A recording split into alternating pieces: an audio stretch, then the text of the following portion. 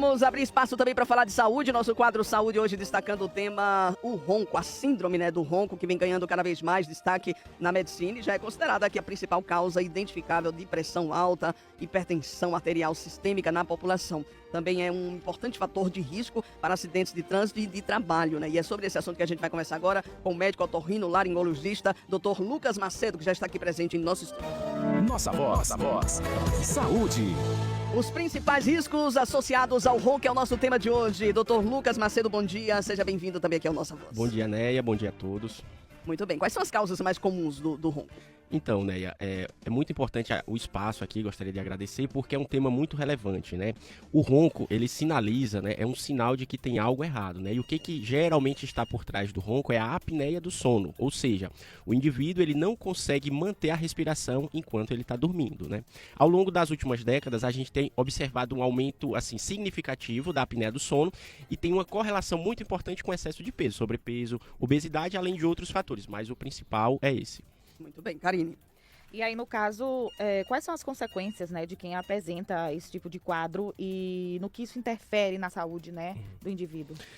Como o Neia comentou, né, durante o período ali do sono, né, a partir do momento em que você não consegue oxigenar bem o seu corpo, o oxigênio não chega, a gente não consegue respirar bem, então todo o organismo da gente ele é prejudicado, né? Por exemplo, a nível de sistema nervoso, né, do cérebro da gente, ele não vai ser oxigenado, então a gente não consegue consolidar a memória, a gente não consegue descansar para no outro dia ter uma boa atenção, ter uma boa concentração, né? A gente fica com a memória prejudicada, fica com o paciente queixa muito de sonolência, de que está com vontade de dormir o dia todo, ou às vezes mais no período da tarde, da manhã, varia de cada pessoa, e tem algumas consequências mais graves, né? Por exemplo, o risco aumentado para hipertensão arterial, para diabetes, e junto com a hipertensão vem todo um pacote. O indivíduo que é hipertenso, ele tem mais chance de ter um infarto, de ter um AVC e assim por diante. Qual o estilo, ou mudança de estilo que pode ajudar aí nesses cuidados, né, contra o ronco? Certo. É um tratamento que a gente chama multifatorial. Perder peso, fazer exercício físico, evitar o excesso de álcool e cigarro, né? Dar uma preferência a uma alimentação com frutas, verduras, uma alimentação assim mais variada, né? Evitar fritura, gordura. E, além disso, né, só essas medidas comportamentais, na maioria dos casos, não vai ser o suficiente, né? A depender do caso, o médico pode avaliar um outro tratamento necessário. Problemas respiratórios também podem ser a causa, né, do ronco? Podem sim, né? Principalmente em crianças. A criança que ronca, a chance é de 98% dela ter um tecido aumentado que chama amígdala e adenóide. Em adulto, o percentual é um pouco menor, certo? Mas, às vezes, o adulto ele tem a amígdala aumentada, que aí ele tirando, aí tem uma boa resposta, mas é a grande minoria dos casos, é a maioria somente nas crianças. Impacta também na produtividade do trabalho, né? Quem realmente...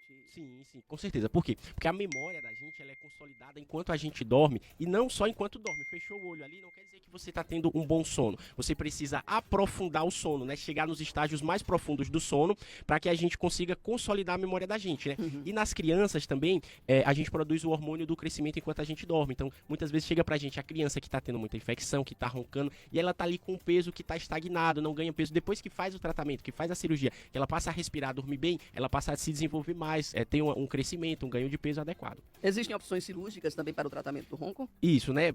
Quando o paciente ele tem amígdala grande, adenoide grande, desvio do septo, tudo isso pode ser avaliado e tratado cirurgicamente, né?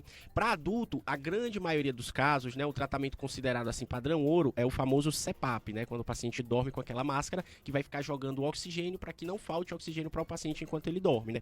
Além disso, tem outros, né? Tem um aparelho intraoral para um caso de um ronco primário, quando não tem apneia, para uma apneia leve, que é um aparelho que vai jogar aqui a mandíbula para frente para abrir mais espaço para o paciente respirar. Em casos mais graves, quando o paciente não tem uma adaptação boa com o CPAP, quando ele tem alguma alteração na face que ele quer corrigir, também tem a chamada cirurgia ortognática, né? Que vai avançar aqui esses ossos, a maxila e a mandíbula para frente, para abrir mais espaço para o paciente respirar enquanto ele dorme. Tem alguns dispositivos, né, inclusive, que são vendidos através da internet, tipo, como se funcionasse como um alargador, né, da narina e tal. Isso também é eficiente? Qual a orientação, no caso de quem quer agir por conta própria, para tentar uma solução contra o ronco? Não é recomendado, viu? Eu diria que tem uma boa chance de do paciente ele perder o dinheiro dele quando ele compra ali algum dispositivo, sem passar por uma avaliação de um especialista, sem fazer os exames adequados, né? A gente examina a garganta do paciente, o nariz do paciente, faz o famoso exame de polissonografia, que ele pode ser feito na clínica, o paciente ele tem pavor, alguns, né? De dormir na clínica, clínica, ele pode ser feito em casa também. O paciente, ele se dirige até a clínica, é instalado o aparelho dele, ele dorme no conforto da casa dele, né? Porque não adianta também entupir o paciente ali de fio, ele tá numa clínica e lá, eu não vou conseguir dormir, ele pode fazer em casa. Aí no outro dia é coletado o aparelho para que seja analisado e confirmado que ele realmente tem a apneia do sono. A partir daí é feito o melhor tratamento para ele. No caso de o paciente, né, ele ter essa questão do ronco primário, isso tem algum fator de correção que não seja, né, de uma intervenção? E o fator é diferenciado em relação a quem tem apneia do sono? Isso, assim, o ronco primário é quando ele fez ali o exame, foi evidenciado que ele apenas ronca, apenas faz um barulho. A apneia, no caso, é aquele engasgo, né, que tem quando a pessoa tá dormindo. A apneia mesmo é quando para 90% da respiração por 10 segundos. Isso é uma apneia. Por 10 segundos. Olha aí. Mergulhador sem cilindro de oxigênio. Aí a gente considera também a hipopneia, que é quando ele para 30% da respiração ou mais e tem uma dessaturação, a saturação de oxigênio dele cai. Aí a gente quantifica em 1 hora quantos episódios de apneia mais hipopneia. Até 5 no adulto é considerado aceitável, a partir de 5 já é apneia. Então se ele tiver 1 ou 2 por hora, é considerado só o ronco primário, não vai ter prejuízo para a saúde dele. Se for só o ronco primário, aí tem 2 opções de tratamento, né? Assim, claro que tudo aquilo que eu já falei, perder peso, exercício físico, aí tem umas injeções que coloca no palato, né, para vibrar menos, diminuir o ronco, e um aparelho que ele dorme com um aparelho que fica tracionando a mandíbula aqui para frente para diminuir o ronco, né? Tem essas 2 opções assim que são mais usuais, né? A partir do momento que detectou que é a apneia, aí todos aqueles riscos que a gente estava comentando para a saúde, o paciente ele está sujeito àquilo ali. Muito bem. Pois é, inclusive o ronco ele afeta até as relações interpessoais, né? Com Já vi gente certeza. perder casamento por isso, viu?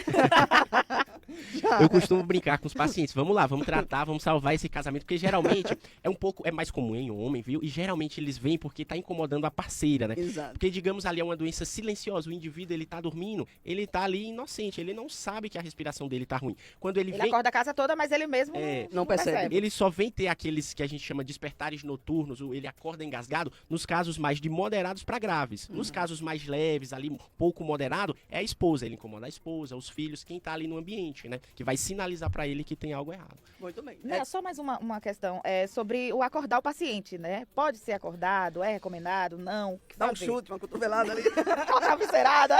Não é? Gente que joga um balde d'água assim, né? Pode utilizar esses meios. Na verdade, quando o paciente ele deita com a barriga para cima, né? Aí geralmente piora o ronco e a apneia. Aí quando deita de lado, melhora um pouquinho, né? Então você pode pedir para ficar de lado e no outro dia pedir para procurar uma atenção especializada. Mas durante o sono é melhor não interromper. Você pode até pedir para ele, ó, fica de lado, que melhora um pouquinho, entendeu? Não é um tratamento definitivo, é ali naquele momento até que ele procure uma assistência. Bem, né? Doutor Lucas Macedo, muito obrigado aqui pela presença. Obrigado, Feliz ano disponho. novo também, conte sempre aqui com a parceria do nosso Feliz ano novo a todos. Muito obrigada. São 7h35.